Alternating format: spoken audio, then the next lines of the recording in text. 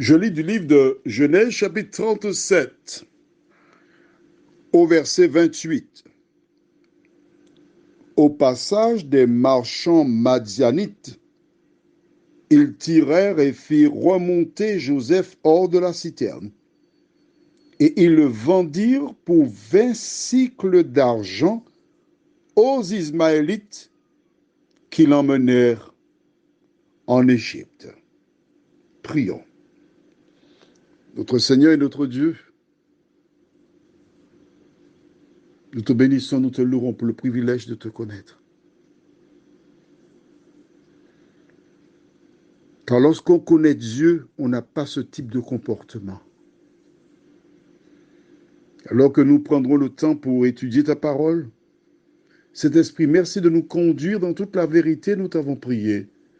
Au nom de Jésus, pour ta gloire éternelle. Amen. Ils ont bu et ils ont mangé. Et lorsque la caravane approche, parce qu'ils aperçoivent au loin le puits, ils imaginent qu'il y a de l'eau, donc ils font route vers le puits. Et à ce moment, ils voient des hommes là, ce qui les encourage à venir davantage, parce que si les hommes sont près du puits, c'est parce qu'il y a de l'eau. Il y a des personnes que tu vois dans des églises, et tu crois que leur présence indique qu'ils sont dans la vérité, mais c'est faux. Parce qu'il n'y a pas de vérité dans l'église. Il n'y a pas de vérité dans les frères de Joseph. Et ce n'est qu'à ce moment qu'ils font sortir Joseph du puits. Mais attention, les jeunes sont rapides et sveltes. On le fait monter, mais on le tient, on attache ses deux pieds, ses mains derrière le dos. Cet homme qui est arrivé avec sa tunique de plusieurs couleurs se retrouve vêtu comme un esclave.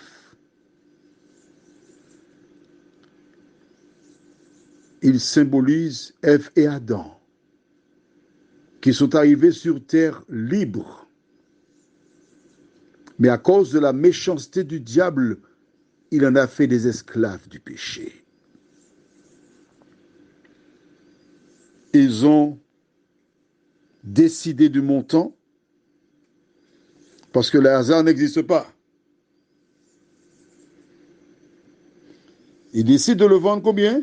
20 cycles d'argent. Pourquoi pas 22, 23, 24, 25? Non, 20. Pourquoi? Rappelle-toi, je t'ai expliqué. Jacob a 12 fils. Les deux derniers, à savoir Joseph et Benjamin, sont des enfants de Rachel.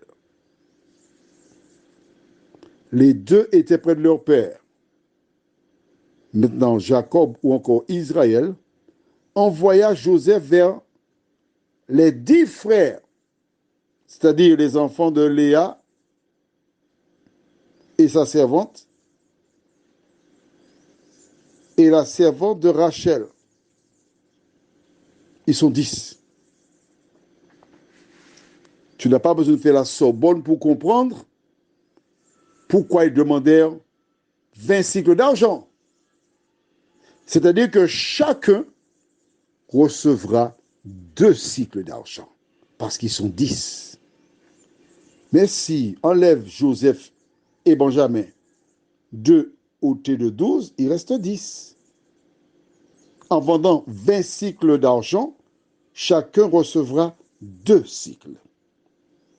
Et là, il n'y aura pas de querelle, il n'y aura pas de jalousie. Tout le monde recevra la même somme.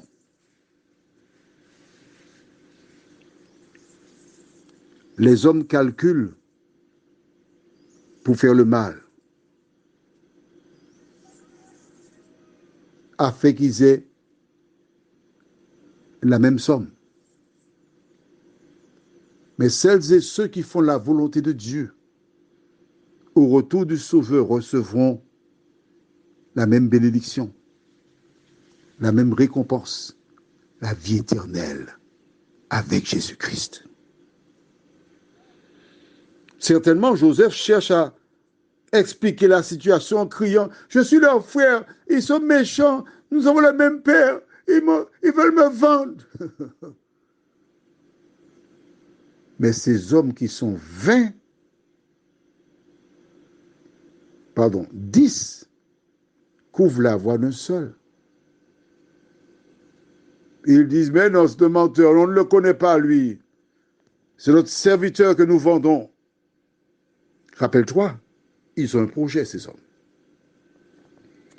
Ils cherchent à réaliser le projet du diable. Et quel est le projet du diable? Se débarrasser de Joseph.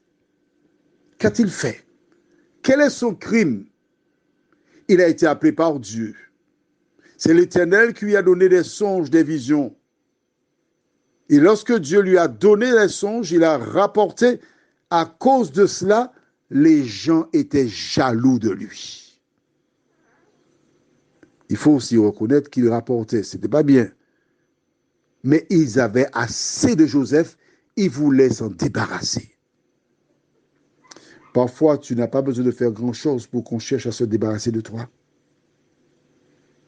Abel n'avait rien fait, obéit seulement à la parole de Dieu. Caïn se jeta sur lui, le tua. Maintenant, Joseph, il reçoit les songes de Dieu, cela cause problème. L'ennemi, comme j'ai expliqué déjà, voit en lui celui qui viendra lui écraser la tête. Il ne veut pas mourir, le diable.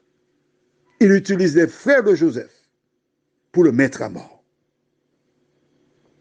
Mais Dieu a sauvé la vie de Joseph par le biais de Ruben, qui dit ne le tuons pas.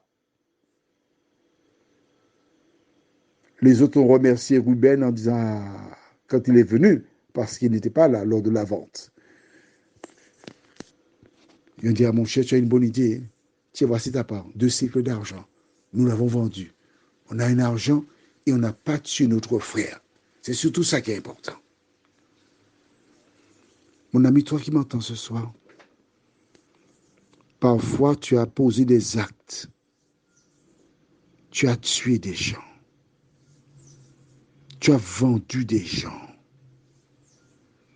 Sur le coup de la colère, sur le coup de la vengeance. Mais au fond, tu sais que tu as mal agi. Tu as fait comme les frères de Joseph. Et parfois, tu vends ton frère à des personnes qui ne partagent pas ta foi. C'est encore pire. Comment ces personnes qui ne partagent pas ta foi pourront-elles venir à Jésus alors qu'elles te fréquentent et tu démontres par A plus B égale AB que ces personnes qui parlent de Dieu ne sont pas des serviteurs de Dieu? Est-ce que tu es conscient de ce que tu fais? Prions. Notre Seigneur et notre Dieu, voici ces hommes qui ont vendu Joseph, leur frère, leur sang, et qui maintenant partent vers l'Égypte, esclaves. Seigneur, merci de nous aider à nous rappeler que nous devrons un jour répondre à nos actes. Aide-nous, Seigneur, à prendre le temps pour écouter ta parole, la mettre en pratique. Ainsi, ne pas tuer quiconque, nous t'en prions. Au nom de Jésus, pour ta gloire éternelle. Amen. Je te souhaite une bonne nuit sous le regard de Dieu.